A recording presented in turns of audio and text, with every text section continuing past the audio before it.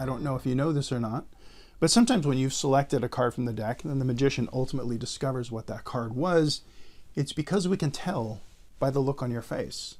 Everyone has a tell. I'll show you what I mean. So I've got a shuffled deck here that I'm going to have you select the card from. So let's make sure it's really nice and shuffled up. And what I want you to do is I'm going to have you, once we get these mixed up, I'm going to have you select about 5 different cards from this deck, just to make sure you have a completely random selection from this deck, okay? So what I'm going to have you do is just cut the deck one more time in half, anywhere you want. Down the center, a third of the way, 60%, whatever you want. Cut down, but don't complete. So they'll cut the cards like this, and then we'll mark where you cut. Now, we shuffled the deck anyway, and then we cut them up, and you cut them. And now I'm going to have you I'll help you remove 5 cards from the deck. We're going to keep them face down because I want you to have a completely free choice, okay? So here's what that looks like. We're going to go like this. 1, 2, 3, 4, and 5 cards from the center of the deck. What I'm going to do is I'm going to turn my back. And when I do, I want you to just decide on just one card. Whatever card you decide on, I want you to lift it up, look at it, and put it back down while my back is turned. But here's the catch.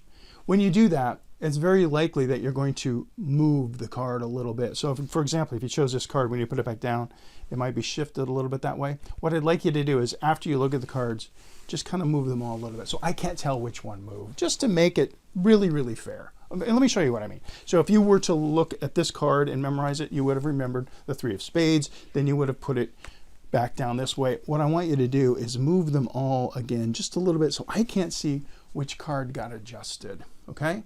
So well, let's get rid of that one. Let's do a different card. Now, what I want you to do is I'm gonna turn my back. I want you to just do that with one of the cards. So I will turn my back. Now, for the sake of this tutorial, I don't have a spectator here, but let's just say, and they have a free choice. They totally have a free choice. Let's say they looked at this card. They would memorize it, they would put it down, and then if they would do what they were told, they would kind of shuffle these this way. And I would say, okay, are you ready? You got everything? And I would turn back around and say, okay, you got a free choice. You pull these out of the center of the deck, and then you chose just one of these. Now, let's just make sure that these are also mixed up, just to make it really hard. You remember your card, though. Okay. What I'm going to do is I'm going to take this packet of cards without even looking at it. I'm going to even put it in my pocket so that I can't see it at all. So I'm taking the cards and I am putting them in my pocket. But what I'm going to do is I'm just going to pull one out without even looking at it, show it to you, and I'll be able to tell by the look on your face whether or not that's your card. Okay, so I'm going to take this one out. Remember, there were 5 cards, so this is the first of 5, and this one's a 6 of spades. I can tell that's not your card. You'd have a certain look on your face if that were your card. Let's see if I can pull out the next one. Card number 2. Aha. Let's see what you think of it. This is the Jack of clubs. That look familiar to you? No. I can tell by the look on your face that wasn't your card. Let's do it again. Here's the 3rd card out of that packet. And this one is 8 of clubs. Not your card. I could immediately tell that wasn't your card. But we're down to 2 more in here. Let's see if I can find which one was your card. Aha. It's a red one. But it's not yours, because I can tell by the look on your face you didn't have the 4 of diamonds. There's only 1 card left.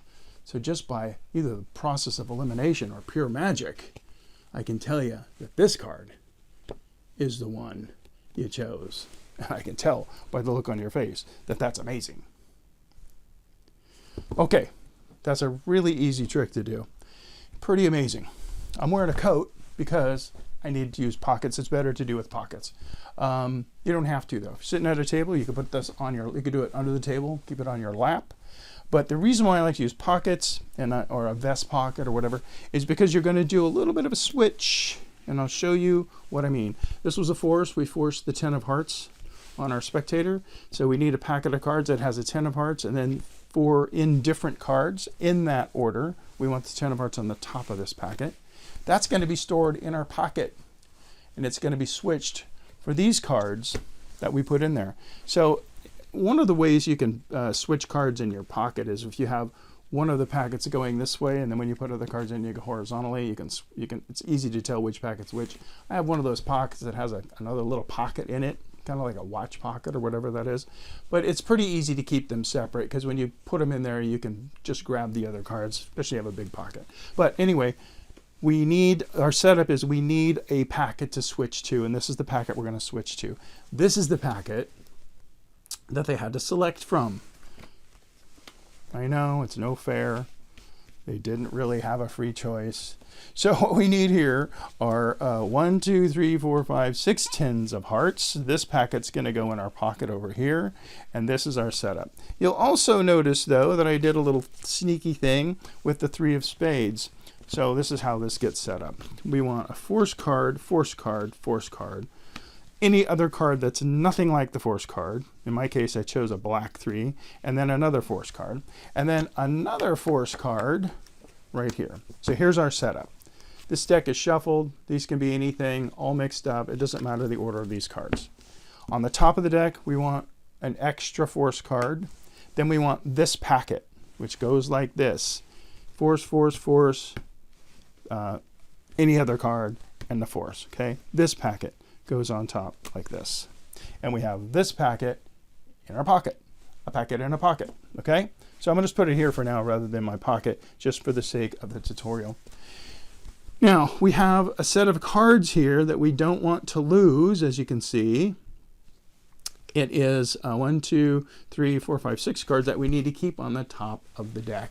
Pretty easy to do. You can show the deck shuffled, and you can shuffle the deck any way you want to, as long as you retain those 6 cards. One of the easy ways to do that is to do like this kind of a shuffle. Just make sure the top 6 stay where they are. You can do it that way, or you can even do a riffle shuffle like this and make sure those top 6 cards, end up on top again. Another thing you can do is what I did is you can kind of do this fake little overhand thing where you're going like this, and at some point you just throw them all back on top. Very convincing. If you want to do a false cut, do that. I did kind of an awkward one, but if you want to do this kind of a thing, boom, boom, boom, won't go into that. But there's lots of ways to just shuffle the cards a little bit and still keep the top few cards on top. And that's what I've done, the top 6 cards. Now we're ready to do what you may have recognized as a crisscross force, but by preceding that with all that shuffling and cutting, we really give the impression that the cards are mixed up, because they are. We're just keeping the top 6.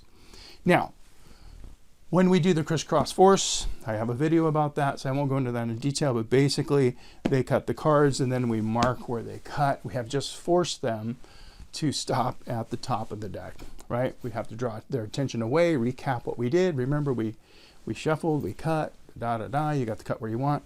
Now let's take the deck and look at the card you cut to. Now remember, these were just on top because this is a crisscross force. We're gonna move these 5 cards onto the table.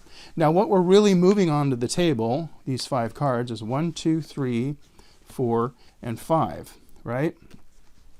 By the way, this is gonna go right back here because we're gonna need that in a minute.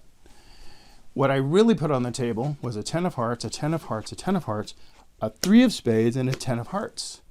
I'm going to use this 3 of spades as very strong psychological misdirection, because I've already built the case that these are all different random cards. And I go into that explanation about make sure you move the cards when you look at one. I make it sound a little bit complicated so that it gives me a reason to go, here, let me demonstrate what you're going to be doing. For example, let's say you looked at this card. Now by doing this, I just put in their mind that this can be any card, right? So I say, when you look at that card, you remember the 3 of spades. When you put it back, make sure you just do one of these so I can't see it. That is actually a bunch of nonsense. It just is a psychological trick to get them to realize that these are random. It's misdirection at its best. Now, since my demonstration revealed one of the random cards, I said, okay, let's replace that one. So I put this just back in the middle of the deck, and I took the next card, which is what? That was my extra force card, and took its place, and we just did it very quickly. So in the flow of everything, mixing the cards, shuffling the cards, cutting the cards, and then spreading them out, and then demonstrating one of them and putting it back and replacing it with another card, all of that movement makes this feel very random, when in fact all we did is we just put 5 identical cards in front of them to select from. So obviously it doesn't matter which one they select from. You'll turn your back, they'll look at one, they'll put it back, they'll do their little thing like this. We can scoop them up and shuffle them up because again it doesn't matter. And say, you know what, I'm not even going to look at these cards. I'm going to put them in my pocket. As I'm putting them in my pocket, I'm actually switching for these predetermined ones that were already in there, and I'm holding on to them.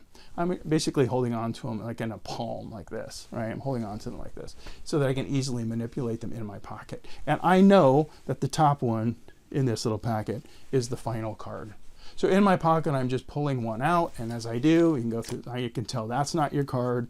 I can tell that's not your card. I'm going to say, let me show it to you first. Look at your face. Yeah, that's not your card. What about this one? No, that doesn't mean anything to you. Only one more left. It's got to be your card. Okay? So, really easy to do. A little bit of a setup, but I think it's worth it because it's pretty amazing. Nobody would ever, in a million years, probably, maybe that's an exaggeration, nobody would ever think about you having 6 different, or 6 force cards that are all the same. I mean, this is just a really, people don't think in these terms. Only magicians do. People will see a deck of cards and realize there's 52 cards and they're all different. And there's no reason for them to believe otherwise, especially when you reinforce it with that little 3 of spades psychological trick. Okay, so that's it. All you need is this setup. 1, 2, 3 force cards. And then any indifferent card. I use the 3 of spades, but it can be anything. Something completely different, like a black card. Just something different. 1, 2, 3, 4, 5. And then the extra one, right? The one we end up taking off the top of the deck. That goes like that. And then the one in our pocket. The packet pocket goes in there with the 10 on the top, so I know where it is. You're good to go. All right. That's a great trick. It's called the look on your face, or whatever you want to call it. It's a good trick. Have fun.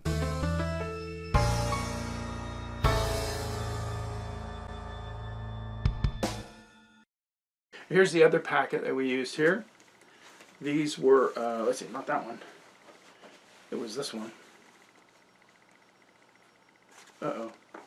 This went wrong.